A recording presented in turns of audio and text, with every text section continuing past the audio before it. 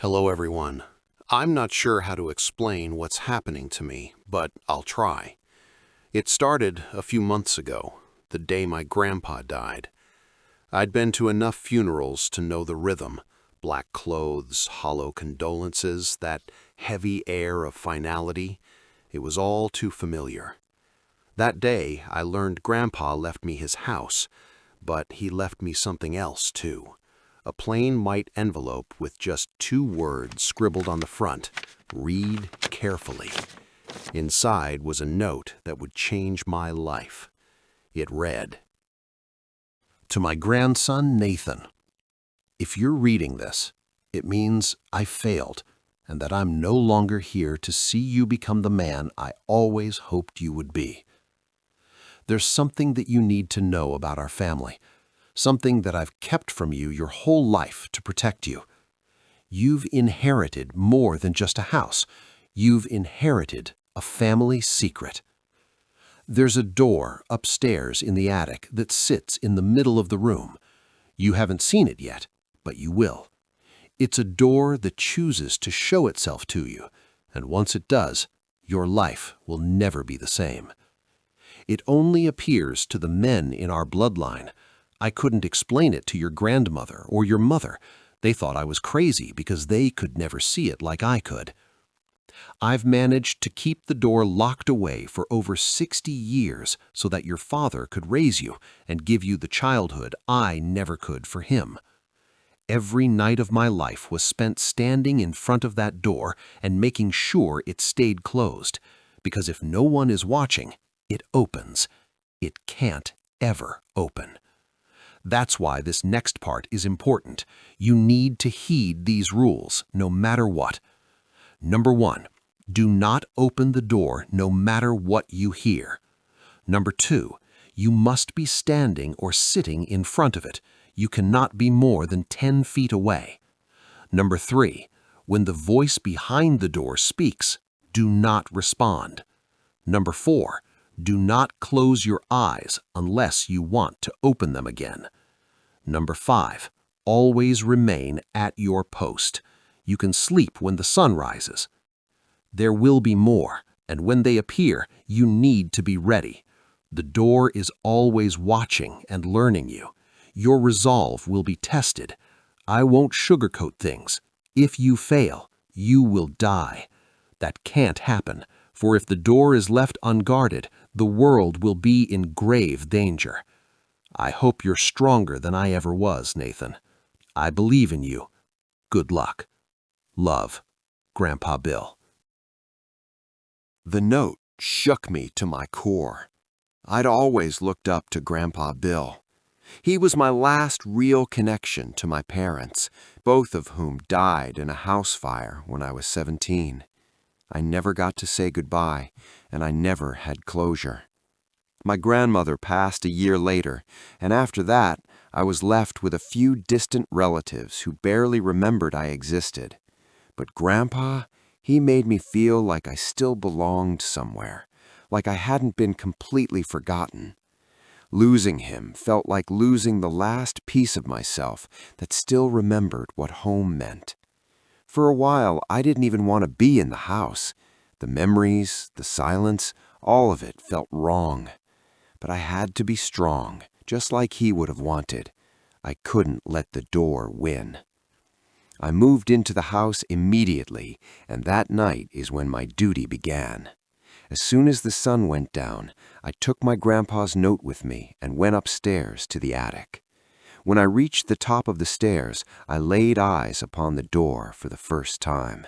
It stood in the middle of the room, and its crimson-red wood was warped and shone faintly in the moonlight from a small window nearby. Scratches ran across the surface, deep gouges like something had tried to claw its way out or in. I sat a few feet away, not daring to get closer. It just stood there, silent and still, for now. But I couldn't shake the question that lingered in the back of my mind. Why was my family given such a peculiar task?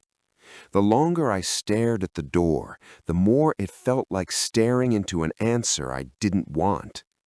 the silence pressed against me, thick and waiting. Nothing happened for the first few hours, but a little after midnight, I heard a knock. At first, I thought it might have been my imagination, but I heard it again. This time, it was louder, heavier, and unmistakably coming from the door in front of me. I fell backwards and watched the door shake from how hard the knocking had become. Eventually, the knocking stopped, but the air was moving. It wasn't wind. It was slow, warm, and rhythmic. The door was breathing. Each damp, sour exhale brushed my face, the smell of decay curling like smoke. I backed up but remembered not to go too far away from the door. I didn't say a word or move again until the sun came up. When the light finally touched the door, it stopped breathing. That's how it was for the first week. Life outside the attic felt paper thin, the price of a routine I was still learning to survive. My coworkers started noticing the dark circles, the zoning out during meetings, the way I'd flinch whenever someone tapped me on the shoulder. One of them joked that I looked like I was living in a haunted house. I laughed, but I didn't correct them. I burned dinner twice, forgot my neighbor's name when we crossed paths, and nearly drifted off behind the wheel at a red light. Then the sounds started following me. The fridge humming downstairs began to sound like chattering teeth. My reflection lingered a little longer than it should have. Sometimes I'd catch myself whispering the rules, not to remember them, but to convince the door I still believed in them. It felt like a pact, like a ritual I couldn't escape. With every repetition, the rules grew heavier. They stopped feeling like protection and started feeling like chains. Everything real was starting to feel fake, and the only things that felt real were the voices and the door. Day after day, night after night, my life split in two. One under the sun, the other in the dark. By day, I'm just another exhausted office drone. By night, I'm the gatekeeper. Work 8 to 5, eat, sleep if I can, climb the stairs, watch the door until sunrise, and repeat. Every night blurred into the next, until time itself felt like another rule I had to obey. I almost started to believe the door would never change. On the 8th night, I heard the voice behind the door speak for the first time. "Do not be afraid." It didn't sound threatening. In fact, it had a gentle tone that only made it all that more disturbing. I remember walking up to the door and standing in front of it, my pulse erratic as my body shivered slightly. A part of me wanted to open the door and put a name to the voice, but I remembered my grandpa's note. "Do not be afraid." It said it again, softer this time. I followed the third rule, listen without answering. So I stood there, shaking, listening to that voice. As the hours dragged on, I kept thinking about how my grandpa sat in the attic every night. Did he deal with the same things I'm dealing with? How did he deal with listening to the voice? Asking myself questions is how I would pass the time watching the door in the dark. It kept my mind sharp during the monotonous ritual of watching the door from sundown to sunrise. That's what it was like for about a week. Routine had almost made the horror feel ordinary, and that's when it decided to change the rules. Right before I went upstairs one night, I saw it. Another line on my grandpa's note that hadn't been there before. In frantic handwriting, it said, Number 6. If it cries, ignore it. From then on, each night only got worse. The crying started around 1 a.m. It was the kind of crying a wounded animal made. I wanted to help, anything to make the cries stop. I almost whispered, "Are you okay?" But the rule was clear, ignore it. So I did. In response, the floorboards near the door had darkened, and the air around it shimmered like heat off asphalt. Whatever was behind that door, it wasn't just growing stronger, it was changing the world around it. I could feel it noticing me more each night. And then, as if sensing my fear, the rules changed again. A couple of weeks later, just before I made my way upstairs, I noticed some new lines had been written on the note. Number 7. It will show you things. Do not believe them. Number 8. It will tell you the future, but it's all a lie. The ink looked fresh this time, like someone or something had written them just moments before I came upstairs. They didn't make sense to me, not until the door made me understand. It didn't scream or cry like it had before. Instead, it spoke calmly about the things that awaited me in the future. You're going to become head of your department, Nathan. You'll fall in love and have 3 children, Elise, Michael, and Jonah. The names echoed in my head like they belonged there all along. Elise will have your eyes. Jonah will want to be a pharmacist like his grandmother. My eyes burned as tears threatened to fall. They'll all live long, happy lives unless you keep me in here. For a second, my body actually moved. I felt my weight shift forward, like some part of me had already made the decision.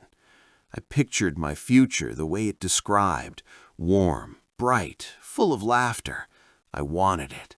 God, I wanted it so badly, but I saw through the threat masquerading as hope.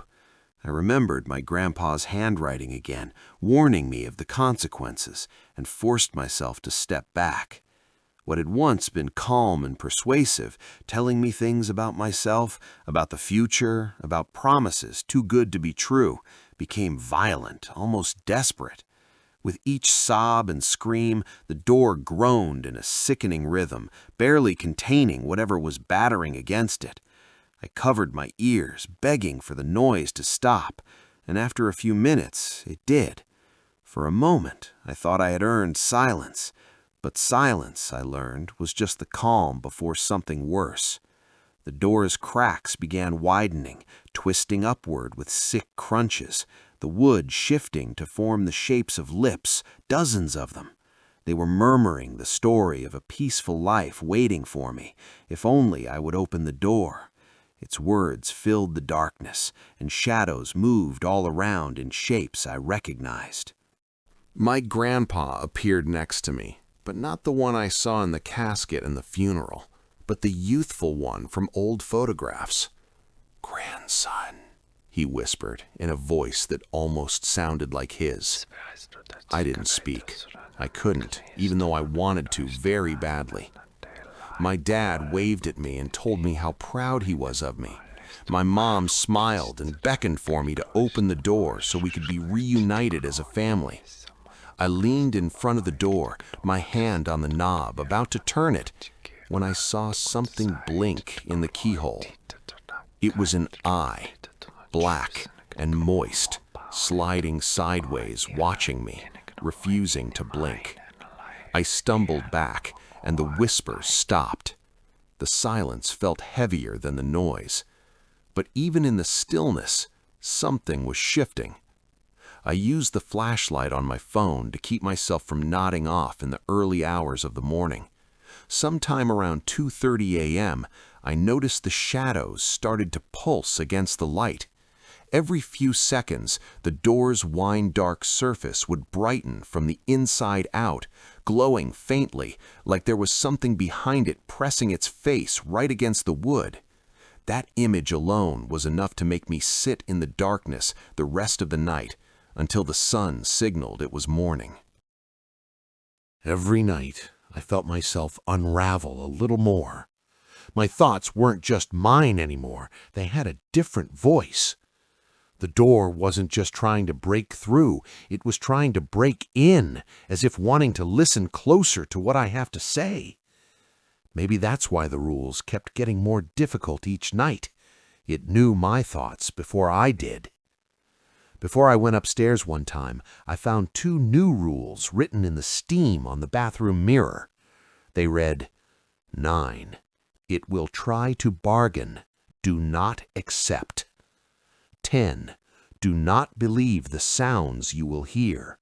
It will do anything to make you leave your post. I thought I understood the rules until the early hours of the morning when it didn't knock but begged profusely. Nathan, let me out. Please, just once. I can make it stop. But I wasn't hearing just the voice of the door. I was hearing screams of my parents. They were as gut-wrenching as they were familiar, and I heard them coming from downstairs, then outside, then under the floorboards.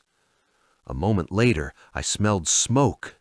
It was faint at first, but the smell of burnt wood and melting plastic filled the air. I nearly bolted downstairs, my body ready to run and save them. But then I remembered the rule telling me not to believe the sounds I'm hearing. The door was toying with me by digging into the deepest trauma it could find. I clenched my fists and stared at the door, unmoving. It spoke in my mom's voice, then my dad's, then Grandpa's, sometimes weaving all 3 into one seamless, haunting sentence. Then it spoke in my voice, in the same tremble I've heard in myself every night since I moved in. Frozen in place, I endured its begging for hours.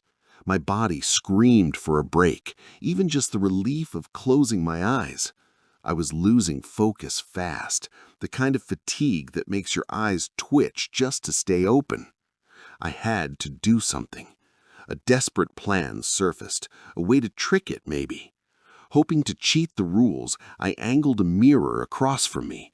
One eye could rest while the other kept watch. For a time, it worked, until the reflection shifted. In the mirror, the door stood wide open. Something slithered out on all 4s, gray-skinned and scaly, bones cracking with each movement. Its head tilted toward me, not in curiosity, but in mimicry, like it was practicing being human. I snapped my eyes to the real door. The real door was still shut tight, breathing.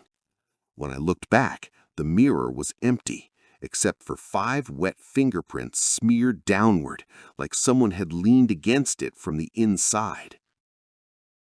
I sat there for a long time after that. The lantern burned out, but I couldn't bring myself to light another one.